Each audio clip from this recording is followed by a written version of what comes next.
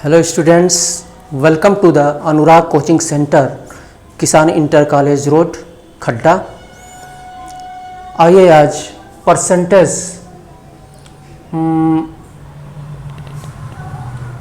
ये यहाँ पे एक क्वेश्चन दिया हुआ है।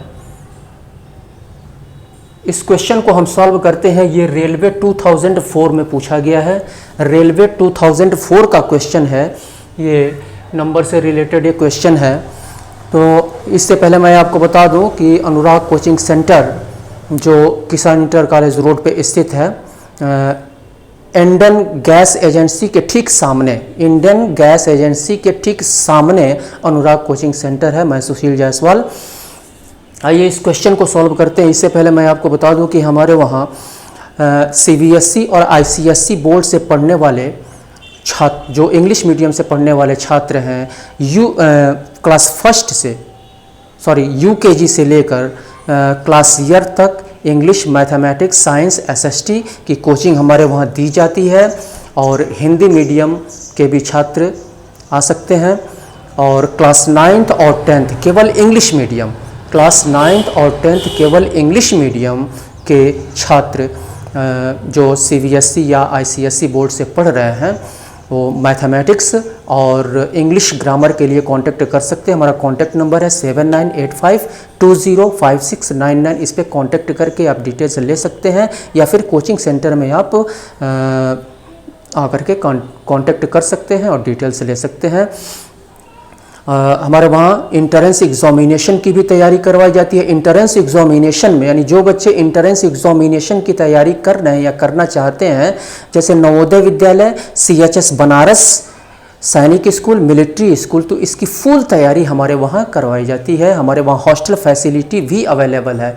हॉस्टल में रख करके इन बच्चों को नवोदय विद्यालय की तैयारी केवल 6 मंथ का, केवल 6 महीने का कोर्स है। 6 महीने में पूर्ण तैयारी, यानी जितने भी सब्जेक्ट आते हैं 6 महीने में पूरी तैयारी करवा दी जाती है।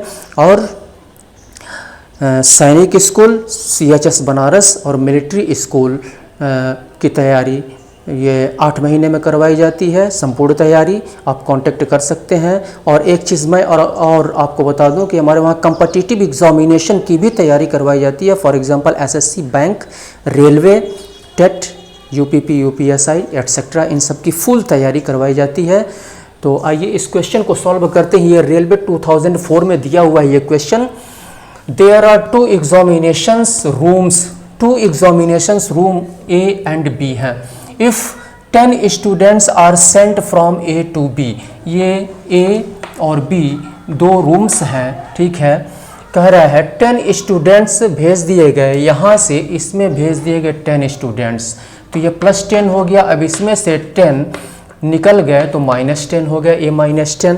10 इसमें पहले रूम में से दूसरे रूम में, यानी B वाले रूम में भेज दिए गए, तो इसमें स्टूडेंट्स की संख्या 10 घट गई, यानी A -10 हो गया। और इसमें 10 B रूम में स्टूडेंट्स की संख्या 10 बढ़ गई, तो B +10 हो गया। तो ऐसे ही इसको सॉल्व करेंगे। उसके बाद कह रहा है then the number of students in each room is the same. अब ये जब A -10 हो गया, B +10 हो गया, B +10 हो गया, तो ये दोनों रूम में A और B में, दोनों रूम में स्टूडेंट्स की संख्या क्या हो जा रही है? इक्वल हो जा रही है, सेम हो जा रही है, बराबर हो जा रही है। तो यहाँ पे हम सॉल्व करेंगे इस क्वेश्चन को। तो यहाँ पे लिखेंगे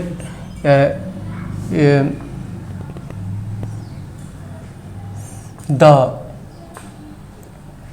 10 students are sent from A, ये room number A, room number B। तो A से B में भेजे गए तो इसमें 10 कम हो गया, और B में 10 आ गए तो इसमें 10 अधिक हो गया। अब ये दोनों क्या हो गए? इक्वल हो गए, ये सेम है। दोनों रूम्स में जो स्टूडेंट्स की संख्या है वह सेम हो गई। यहाँ पे दोनों स्टूडेंट्स में रूम की संख्या यहाँ पे कह रहा है इज द सेम, यानी ये और ये सेम हो गए। अब यहाँ पे हम क्या करेंगे, b -10 को इक्वल के राइट साइड में ले जाएंगे, तो ये -10 + 10 हो जाएगा। b को इक्वल के लेफ्ट साइड में ले आएंगे। तो हम जानते हैं, वी नो दैट, हम जानते हैं कि जिसके पहले कोई साइन नहीं होता है तो उसको हम प्लस मानते हैं। ये +b है, इक्वल के लेफ्ट साइड में आएगा तो -b हो जाएगा। तो ये हो जाएगा a - b = 10 प्लस ये 10 इधर आएगा, 10 + 10, तो a - b = हो गया 20। अब इसके बाद से if 20 candidates are sent from B to A, ये इक्वेशन 1 मान लीजिए इसको, ठीक है, इक्वेशन 1 हो गया। अब यहाँ पे कह रहा है कि if 20 candidates are sent from B, यानी B से A में भेज दिए जाते हैं, B से A में 20 स्टूडेंट्स, यानी ये A है, ये B है। तो B से A में 20 स्टूडेंट्स भेज दिए जाते हैं, तो A + 20 हो जाएगा और ये B - 20 हो जाएगा। 20 इसमें से निकल गए तो 20 घट गए, और A + 20, ये 20 इसमें प्लस हो गए। तो कह रहा है then the number of students in A, तो A रूम में, ये जो A रूम है इसमें स्टूडेंट्स की संख्या is double the number of the students in B, यानी B में जितने स्टूडेंट्स हैं, B में इसमें जितने स्टूडेंट्स हैं, तो यह जो A में स्टूडेंट्स A + 20 हो गए, तो ये जो है इसके डबल हो गए, यानी इसके डबल हो गए ये। तो अभी ये डबल है, इसका डबल है, तो अगर इक्वल इसको करना है तो हम क्या करेंगे, 2 से इसको मल्टीप्लाई कर देंगे तो ये इक्वल हो जाएगा दोनों, ठीक है। फिर कह रहा है double the number of students in B, what is the number of students in room A, तो रूम A में स्टूडेंट्स कितने हैं, स्टूडेंट्स की संख्या पूछ रहा है। तो यहाँ पे A + 20, ये 2 का इन दोनों में मल्टीप्लाई कर देंगे, B में भी और 20 में। तो A + 20 = 2B - 220 = 40। अब यहाँ पे हम क्या करेंगे, 20 - 40, अब नंबर को एक तरफ करेंगे, ठीक है। अगर हम इसको इधर ले आते हैं या फिर इसको हम इधर ले जाते हैं, तो -40 को चलिए हम यहाँ ले आते हैं, और ये आपका तो -40 इक्वल के लेफ्ट साइड में यहाँ आएगा, तो 40 + 20, ये माइनस प्लस में कन्वर्ट हो जाएगा, और ये 2b, और ये इसके पहले प्लस का साइन है, तो ये हो जाएगा -a। अब यहाँ पे 2b - a, तो ये हो गया 60 = 2b - a, 60 = 2b - a। तो अब इसको हम ऐसे लिख सकते हैं, ये -a है, -a, और ये +2b + 2b = 60, ये दूसरा इक्वेशन। अब इक्वेशन फर्स्ट और इक्वेशन सेकंड से, इक्वेशन फर्स्ट और इक्वेशन सेकंड से, तो इक्वेशन फर्स्ट a - b = 20, और इक्वेशन सेकंड -a और +2b = 60। अब यहाँ पे प्लस करेंगे दोनों को, दोनों इक्वेशंस को हम यहाँ पे प्लस करेंगे, तो ये कैंसल हो जाएगा, ठीक है, और ये प्लस करेंगे तो 80 हो जाएगा, 20 और 60 80। अब -b और +2b, तो -b और +2b अब यहाँ पे जैसे माइनस बी हमने लिखा, प्लस करते हैं, प्लस